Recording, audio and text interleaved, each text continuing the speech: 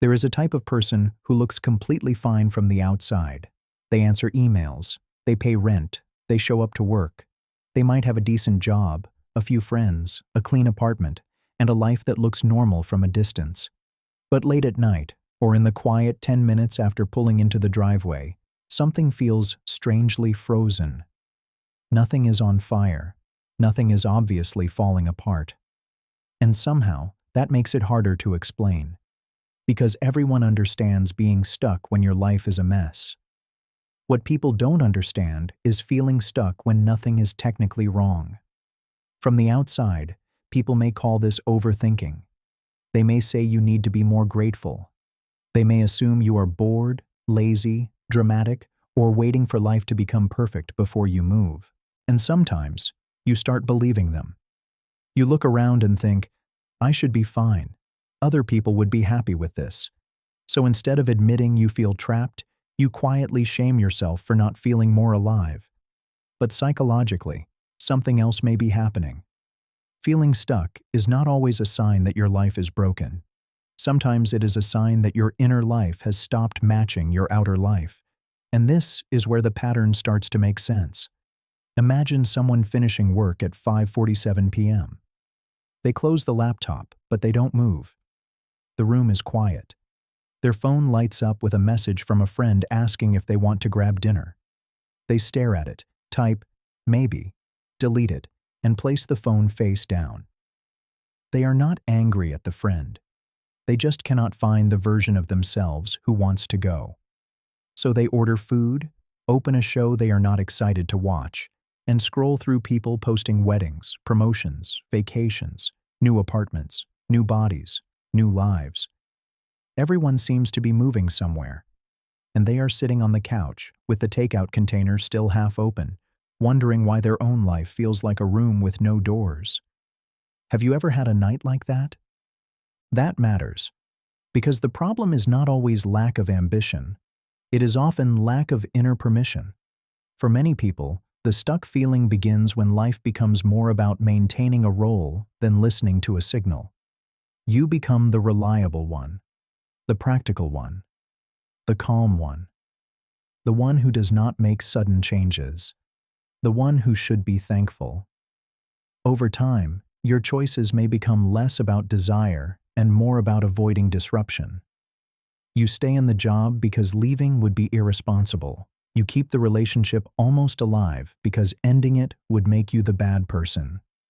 You keep saying yes because saying no would require an explanation you do not have. Psychologists often describe this as a split between the public self and the private self. The public self is the version that performs well enough to be accepted. The private self is the quieter version that notices what feels false, heavy, or unfinished. This does not apply to everyone. And it does not mean something is wrong with you. But for many people, feeling stuck is what happens when the public self has been in charge for too long.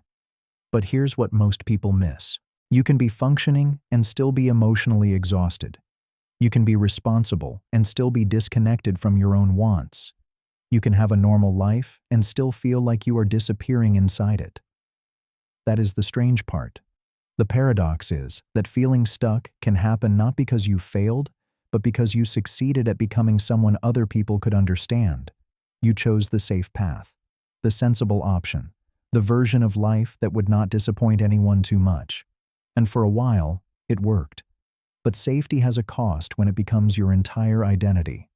A life can be stable and still feel too small.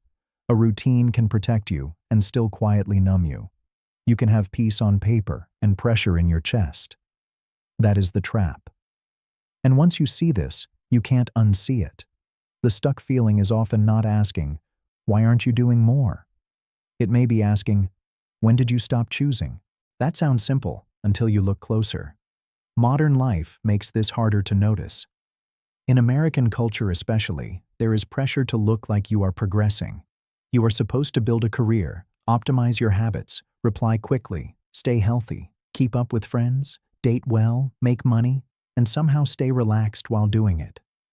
Even rest has become something people try to do correctly.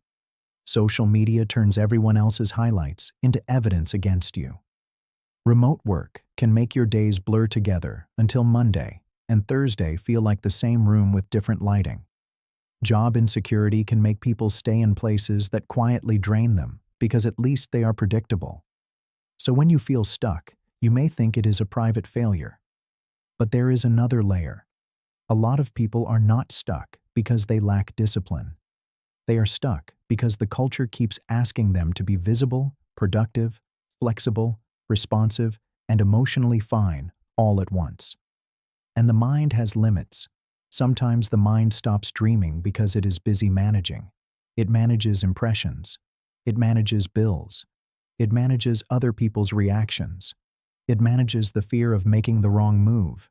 Here's the part nobody talks about. When every option feels loaded, doing nothing can feel like the safest option. Not happy, just safe. Maybe this is not weakness. Maybe it is adaptation. Maybe you are not unmotivated. Maybe your motivation has been buried under years of self-monitoring. Maybe you are not lazy. Maybe every possible step forward feels tied to a consequence, a judgment, a conversation, a risk, or a version of yourself you are not sure you are allowed to become. Maybe the behavior that looks strange from the outside makes perfect sense from the inside. You stop replying because every response feels like opening a door. You avoid making plans because plans require energy you have been pretending to have. You keep your life small because small feels manageable. You tell yourself you are just tired, but underneath the tiredness is a question you keep avoiding. Is this really the life I chose, or just the life I learned how to maintain? That question can be uncomfortable, but it can also be clarifying. Because the goal is not to blow up your life, quit everything, move across the country, and become a completely new person by Monday. That is just another performance. The deeper shift is quieter. It begins when you stop asking, "What is wrong with me?" and start asking, "What part of me has not been consulted in a long time? What desire did you label unrealistic before you ever gave it a chance? What truth did you keep postponing because it would make someone uncomfortable? Where did you learn that wanting more was selfish, risky, or embarrassing?" And maybe the most important question is this: if nothing is technically wrong, what is quietly no longer right?